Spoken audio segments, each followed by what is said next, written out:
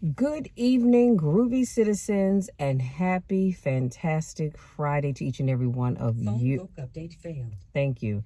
Happy, fantastic Friday to each and every one of you.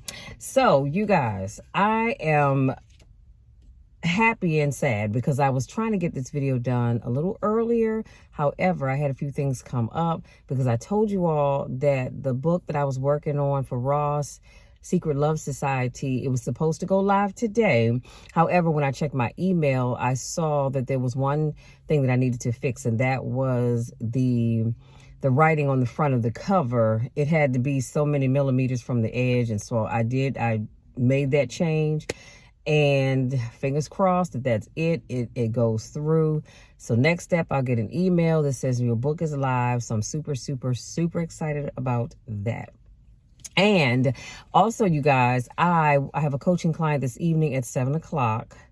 So I have about a 2-hour window before that is done. So I was trying to get my notebook together to make sure I have everything together, because I'm one of these people, if you know me, then you know I take copious notes. And so as I work with them, it's a couple, and as I work with them, I want to be able to take notes as they're telling me what's going on in their relationship, and also making sure, I'm offering some good suggestions. So that's what I was working on, and that's why I'm just now getting to this video. So before I lose some daylight, because I don't want to belabor this, because I still need to get back in and eat my dinner and all that good stuff, I'm going to be sharing 9 quotes with you all. And this is Stoic advice for hard times. And these, like I said, there's 9 different Stoic quotes that I'm going to be sharing with you all. I'll unpack them just a little bit at a time, and then I'll move on. So the first one: the mind that is anxious about future events is miserable. And that quote is by Seneca. And essentially, when you sit and you focus on the future, you do become a bit anxious, you become a bit nervous, and you stress yourself out unnecessarily. This is why I tell people, live for right now, because now is all you have. Okay. Now, I'm not saying not to plan for the future, but don't sit and let the future just have your brain going all over the place, and you're losing control. And you're so focused on the future that you're not able to enjoy where you are right now. So, and all these quotes will be in the description box. Number 2, we cannot choose our external circumstances, but we can always choose how we respond to them. And if you know me, then you know I am always talking about that. And that quote is by Epictetus. So you have no control over what happens around you from one day to the next. Okay. You just don't. You have no control over that. I can't control the weather. Right now it's 64 degrees. It was actually pretty nice today. You still needed a jacket or something light on. I wouldn't say go out here in shorts and a tank top weather, but it was pretty nice. The sun was out. So tomorrow it's going to be just slightly cooler, but it'll still be close to 60. Now, I have no control over the weather. Just 2 days ago, it was freezing, okay? As a matter of fact, I believe 2 days ago, it was like 26 degrees in the morning. So I have no control over that. So for me to, again, stress about that is pointless. Because like I said, you have no control over external circumstances, but you can always control how you choose to respond to them. So I can't control the weather, but guess what? I can respond to the weather changes by dressing appropriately and understanding my place in the world, and that God has control over that. We don't. You don't have control over someone choosing not to be a part of your life, but you do have control over how you choose to handle that. You can fall apart. You can decide you're just going to give up the ghost and you don't even want to be here anymore. You're not going to do anything else. You're not going to ever love again. You have control over that. And did I say that? Oh, I did say it was by Epictetus. Number 3, a ship should not ride on a single anchor, nor life on a single hope. And that quote is by Epictetus. So if you are basing everything that you have off that one hope, I'm sorry to say, but you just might be disappointed. So if I were you, I would live my life in such a way. Excuse me, my sinuses are draining. Number 1, I don't live off hope. I pray about it and I ask God if it's his will to do whatever it is I'm asking him to do, great. But if it's not, then that's great as well. So I live my life in such a way that if it happens, great. But if it doesn't, then, it just wasn't meant to be. And if you live your life that way, I know some people may say, but Michelle, that seems like you just don't care. It's not about me not caring, but I'm not putting all my eggs in one basket. When we were growing up, we were taught never to do that, right? Because if you drop that basket and you only have 6 eggs, you drop that basket, all 6 of those eggs are broken. Now you have nothing to use for scrambling your eggs for breakfast. You have nothing to use for making that cake or whatever you were going to use those eggs for. You've got to go to the grocery store, assuming that you even have money to purchase more eggs. So never put all your eggs in one basket is essentially what this quote is saying. Number 4, if you know not to which port you sail, no wind is favorable. That quote is by Seneca. So if you know not to which port you sail, no wind is favorable. So essentially, if you don't know where you're going in life, then you're just going to be a hot mess. You're going to be all over the place. So that's why I'm always encouraging people, create a plan. Now, I know some people that say, Michelle, but I like to just wing it. I like to fly by the seat of my pants. And if that works for you, great, do that. But for me, I like to create a plan because I don't want to leave my house and I'm going up the street to the Bowie Library and I don't know how to get there. So I'm making all these twists and turns and roundabouts when if I had a plan, i.e. going to my GPS, which I don't need because I know where it is, but just say I didn't know where it was, I'm going to go to my GPS, put in that address, and it's going to tell me exactly where I need to go to get there. That way I'm not all over the place.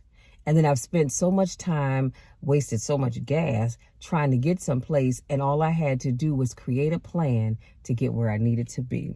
Number 5, no man is more unhappy than he who never faces adversity, for he is not permitted to prove himself. Y'all, that's powerful. That quote is by Seneca. So essentially, if you've not gone through anything, how can you really prove yourself? It's just like proving your love to that woman or to that man. You've got to face some adversity in order to really prove yourself. Better yet, you've got to show your supervisor that you can do the work before he or she is going to promote you to that position. If you haven't proven yourself, why would they promote you to that position? Because they don't even know if you can actually do the work. They don't know if you're really qualified. Yeah, you said you were, but how do they know that? Number 6, difficulties are things that show a person what they are. And that quote is by Epictetus. Y'all, this is so true for so many people. When we face difficulties in life, it shows us. It shows the outside world, but it shows us who we really are and what we're really made of. That's powerful. That is powerful. And I don't know your story. You don't know my story, but we all have been through some stuff and we've overcome it. And people look at us like, wow, they went through all of that and they're still here. They went through all of that and they still walk around with a smile on their face. You know why? It's because the difficulties that we had to face, they showed us the type of person that we really are. Are we quitters or are we go-getters? Number 7, how ridiculous and how strange to be surprised at anything which happens in life. That quote is by Marcus Aurelius, which is true. Nothing surprises me anymore. It just doesn't. It just doesn't. I used to be at a place in life when things would happen and I'd just be shocked. Now I'm just not shocked by anything that happens in life. It seems that we've gotten to a place where anything goes. People act any kind of way. They dress any kind of way. They talk any kind of way. It used to be a time where you had sacred places like houses of worship that people would dress a certain way. And I know the Bible says, whosoever will, let them come. But in my opinion, and just in my upbringing, there's some things I'm just not going to wear in God's house. I'm not saying, and you might not have a suit, and all you have is that pair of sweatpants and a t-shirt. Honey, if it's clean, put it on and come on into that church and get that word that you need. But nowadays you see women coming to church with a lot of their boobs hanging out, their tail hanging out. Anything goes. You see videos where people are fighting in church. I saw a video on TikTok, I think it was last month, where the pastor was messing with a member, and so she's his mistress, she's pregnant, and her and the wife, they got into this pushing and shoving match in the church. I mean, it was just ridiculous. And the congregation, they're looking like, what? So they wanted to vote him out, or they had voted him out. He decided he wasn't going to leave. The police had to be called. I mean, it was just ugly.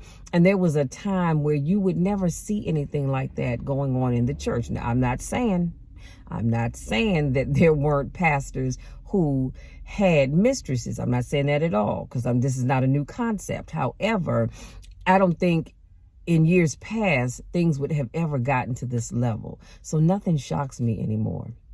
And when I hear people say, girl, I am so surprised. I never would have. No. Start living your life in a way that you just are not, nothing should shock you anymore. Let me just say that. Moving on. Number 8, progress is not achieved by luck or accident, but by working on yourself daily. That quote is by Epictetus as well. So if you want progress with whatever it is you're doing, either you're trying to build your social media platforms, you're trying to build that business, you are building wealth, whatever it is that you're doing, if you want progress, then you've got to be working on it daily. And that includes you. If you want to change how you live, the way you act, the way you react, whatever it is, you've got to work on it daily. You can't just do it whenever you feel like it. Oh, you know what? I think I'll work on me today, or I think I'll work on my business today, or I think I'll work on whatever it is. You've got to do it daily. Because if you think you're going to use luck or things are going to happen by accident, building a business and becoming a millionaire doesn't happen by accident. That's something that you work on every single day. Every day I work to better myself. This is why I told you all before, I try to make sure I learn something new every day. Because every day we all can learn something new. It doesn't have to be anything elaborate on a PhD level. It could be something small, but make sure you are learning something new every day. Every day that you wake up, tell yourself, I'm going to be better today than I was yesterday. Strive for that and work on it daily. If you know you're a nasty person with a nasty attitude and you want to get rid of that, you've got to work on that every day. Last but not least, number 9, remember, no human condition is ever permanent. Then you will not be overjoyed in good fortune, nor too sorrowful in misfortune. And I'm going to simply unpack that by focusing on the fact that no human condition is ever permanent. Oh, I'm sorry. And that quote is by Socrates. So whatever it is that you are going through, whatever it is that you're going through, it's not permanent. You might be in a season in your life right now where things are just not going well for you. You know, maybe you are in between jobs. Maybe you're in a job that you absolutely just can't stand. Maybe your finances are not where you want them to be. Maybe your faith level is not where you want it to be. Maybe your family is just kind of falling apart. You know, whatever it is that's going on, just know that it's not permanent. Whatever you're dealing with right now has not come to stay. This too shall pass.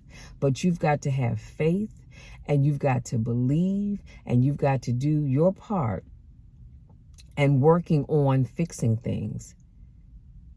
Because like I always say, the best is yet to come. Whatever you're going through, I promise you, God doesn't have you going through it just because he wants to see you suffer. No, you're going through it for a reason, because there's a lesson in whatever it is that you're going through. But it also, as I said that, it goes back to the quote, and what was that quote? About showing you who you really are. Y'all, where's that quote? Oh, Lord, I don't see it. But anyway, it was a quote that I talked about where things that you go through show you what you're really made of and who you really are. So again, if you're going through something right now, big, small, or in between in your life, just know it is not permanent. Your change will come. I love Sam Cooke's song, A Change Is Going to Come, because it really is. It truly, truly is, but you have to believe it. You can't give up. I know you're feeling like, I just want to give up, Lord. I'm tired. I'm tired of doing this. I'm tired of doing that. I'm tired of doing the other and getting no results. I understand. I've been down that road before. I promise you that. But I didn't give up because I knew that the best was yet to come. I knew that every day God tapped me on the shoulder and said, all right, Michelle, wake up. This is a new day. That was my opportunity to get up and do something different, to be something different, to work towards the goal that I was trying to achieve. And so just like I can do it, you can do it as well. Okay, so like I said, all of these quotes will be in the description box. Make sure you check them out and start to use them in your daily life. And I think, you know, it is, I'm going to say this, and I don't want to dwell on it too much. I've been thinking about doing a whole car conversation about it, but it's kind of a difficult subject. Not that I've experienced it or anybody that I know or that I'm closely, you know, closely related to or close just because I know them, that they've ever experienced, but it is a topic that we cannot ignore. And that is that oftentimes people just get so tired. They get tired of trying and failing. They get tired of just failing in general, and they give up. And they say, Lord, that's enough. I've tried everything. Nothing has changed. Excuse me, I'm done.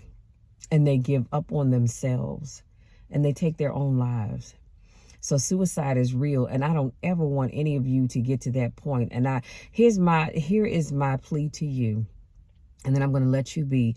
If you ever, and I mean ever, get to a place where you feel like you are just ready to end it all, please reach out to me. Please reach out to me so we can talk. I will pray with you. I will pray over you. And we can talk this thing out. But I don't ever want you to think that that is your only opportunity, because it's not. It really is not. No matter what it is that you're dealing with, it is not necessary to go to those lengths, okay? So please promise me My information, contact information is down below in the description box on the Linktree tab. Click on that and reach out to me, because you don't have to face whatever you're dealing with by yourself. This is what I'm here for, to help you get through the rough patches in your life, to encourage you to take another step, to encourage you to open up another door, to encourage you to think another positive thought, because the best really is yet to come. Having said that, I want to say thank you so much for giving me just a little bit of your time to speak life into you. Hopefully something I said resonates with you. And some of these quotes, if not all these quotes, will help you become a better person. And you will start to think about these quotes as you go through your life. If you're new to watching my channel, I want to say welcome. Thank you so much for joining me. I do a car conversation, i.e. I'm sitting in my truck, so I call it car conversations, every Monday, Wednesday, Friday, and Saturday. So make sure you come back tomorrow where I have another motivational topic for you. If this is not your first rodeo, I want to say welcome back. You know, it's always a pleasure to have you here, and I make sure I don't get a chance to see you. Now go out there, you guys. It's Friday. Y'all know that song is Friday Night, Just Got Paid. So go out there, have fun. No matter what you do or where you go, have fun, but do so in a safe manner. Be safe no matter where you go or what you do, okay? Promise me that you'll do that, because I want you all to come back here tomorrow and join me. And like I said, I say what I say because I love y'all. You know the drill, you know the spiel. I love you to the moon and back, and there is nothing, and I mean absolutely nothing that you can do about that, because I love you all no matter what. I love you whether you're going up or coming down, whether you're going in or coming out. I love you. And no matter what it is that you're dealing with right now, sweetie, again, the best is yet to come. Your time is right around the corner. And Shirley Caesar, what does her song say? You're next in line for a miracle. Always remember that. Love you all, and we'll talk again tomorrow.